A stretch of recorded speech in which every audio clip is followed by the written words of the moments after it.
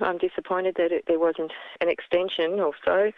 I think that they were angry that they hadn't been listened to by the council, or they felt they hadn't been listened to, that they had been denied their consultation or mediation process, and they were angry. Now, in terms of people's strong reaction against the building of the mosque, what do you think that says about multiculturalism and people's acceptance to other religions?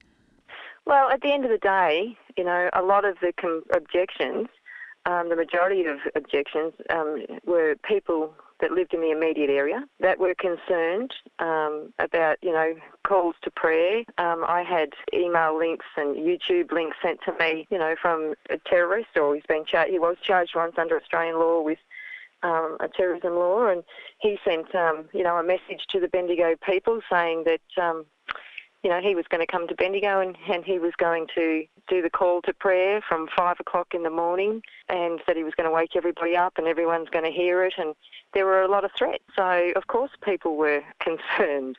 Given, what's happening in the news over the last couple of days, probably even more so. Is that not generalising? I mean, I'm sure not all Muslims feel that way. Well, I guess, my response to that is that there was about 450 objections, majority of people that are impacted. There was about, I think, roughly 35 supporters. The majority of supporters, well, when I looked at the addresses, 10 of them didn't even put their addresses in. So I guess that cuts it down to about 25, and out of those 25, I couldn't see one that was in the immediate area that lived there. So that having been said, what more can I say?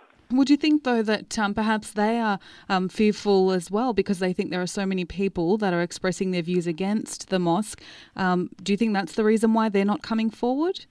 No, not at all. In actual fact, I think there would have been a lot more people object if their names hadn't have been on a public record. I think there was a lot more people scared to object because their names go out on a public record and anyone can have access to those. So, I don't agree. What about people who may argue that we're saying no to mosques, yet there are churches in the area?